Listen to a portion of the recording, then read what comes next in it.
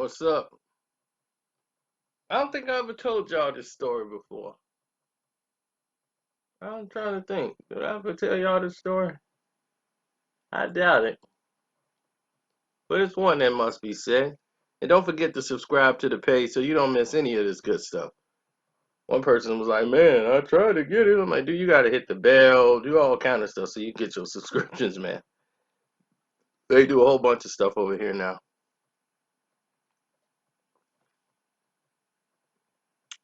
Listen, let's move forward. Now, this is the way I see things. You know, the way hip hop is today, people don't even know the foundations of how things used to work. But when Big was being recruited by Pac to get into Thug Life, and he would sit there and he was hearing them rap and was giving them game, he was telling them about making songs for the women. He was like, just don't be making songs for the dudes because they ain't gonna buy your records. And Big took that to heart, and Puff reiterated that, and he's working on the album and getting him to make those radio hits.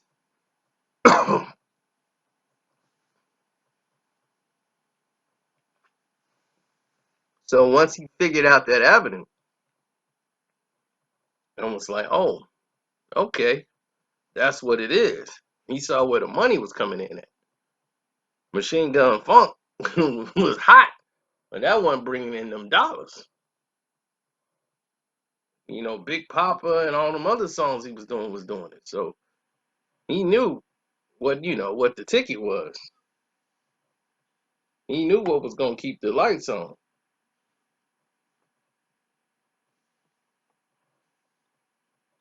So it was at that point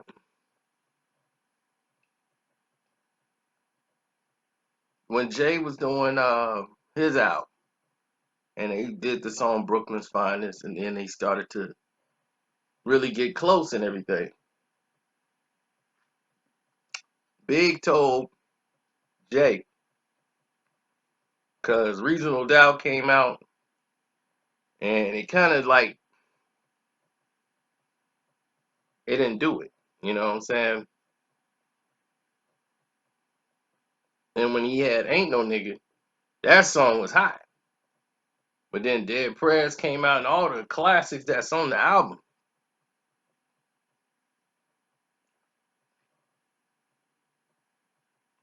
And he spent all that money promoting Feeling It.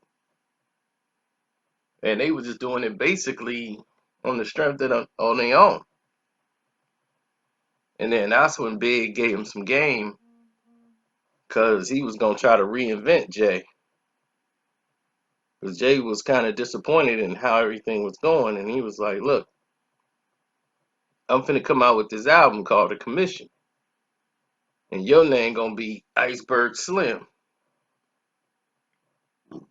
You're going to be, everybody got an alter ego. And yours is Iceberg Slim. So he decided to keep it like he a playboy. Playboy Jay-Z. You know, that's how they was gonna make Jay like the fly playboy. But he was trying to give him game on making hit records. And he told Jay, I think they was on vacation or something, they was chilling or whatever. But he told Jay, listen, do you see me wearing Versace? They don't even make that in my size. I say it cause it's hot. I rap about Versace and Gucci and all this stuff, but you don't see me rocking that. He's like, I don't have one Versace shirt.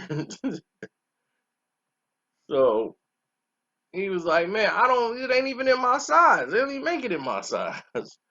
But he's like, that's what these dudes rocking. Whatever they rocking out there, the Helly Hansons, whatever. the Tommy, talk about it. What the women wearing, talk about it. This is what they doing. Moschino. That's what they wearing. Chicks wearing Moschino. Talk about it in the song. Rap for the females.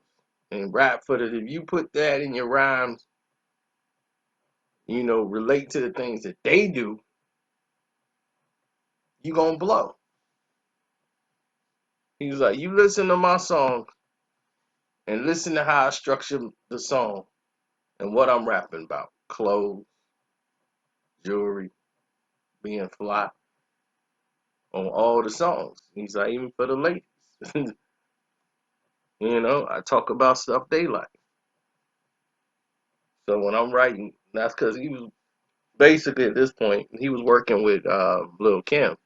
And he was finna put Jay-Z on the song to work with Kim on the first album. Because I think Pac had just got shot or died, or it was right around that time. So they were making changes to Lil Kim's album, taking some songs off of there that was talking about Pac and all that stuff. They was removing these songs.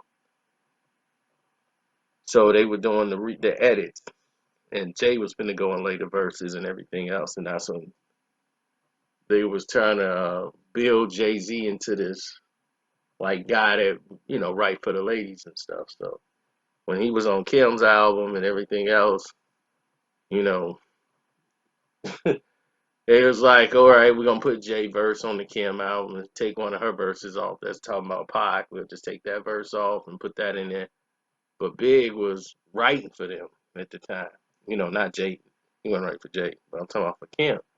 So if you listen to Kim's album, he's talking about nothing but sex and all this other stuff, that jewelry and fashion and clothes, and that's what it's about. And it was just rugged in the way he did it. And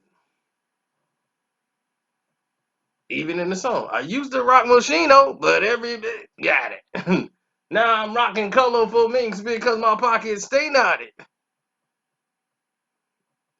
So he gave him the formula that basically Pocket gave to him, was giving him jewels. He just passed it on to Jay.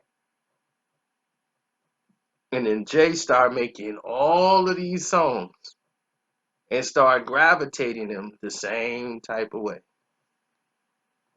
Start making songs talking about jewelry, talking about clothes, talking about all the things that women like that most guys wouldn't understand.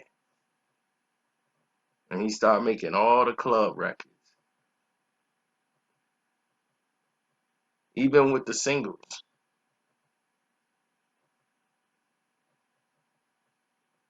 So he definitely gave Jay-Z the blueprint.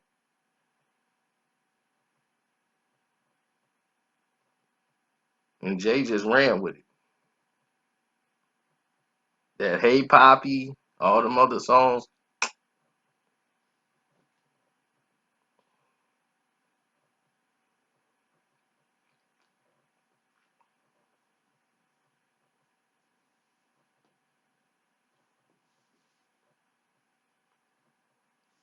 I mean, nobody was smooth as Big Papa though.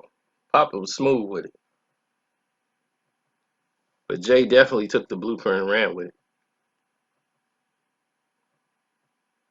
But Pac gave him the formula. He just don't really get his credit for, being an artist as much as he should be. Pac was a all around, I would say, probably one of the best artists because you would not get the same type of song over and over. You would get something real. But he's talking about real issues that's going on from his homies, the people around him, everything, and most of it revolve around crooked cops and a lot of things. But hey, it's the environment, it's the hood.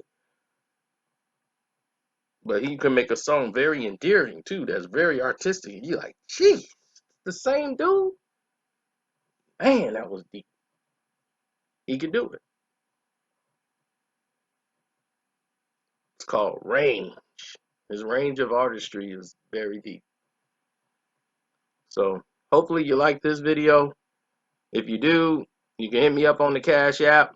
Just give me a tribute and say, here you go, because I love that video.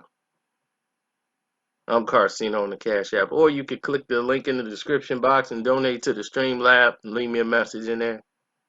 So when we go live, if you leave a number, we can call you when we go live for the games and stuff. Because the next game I go live for will probably be the NBA Finals. Yeah, I heard? I'm out.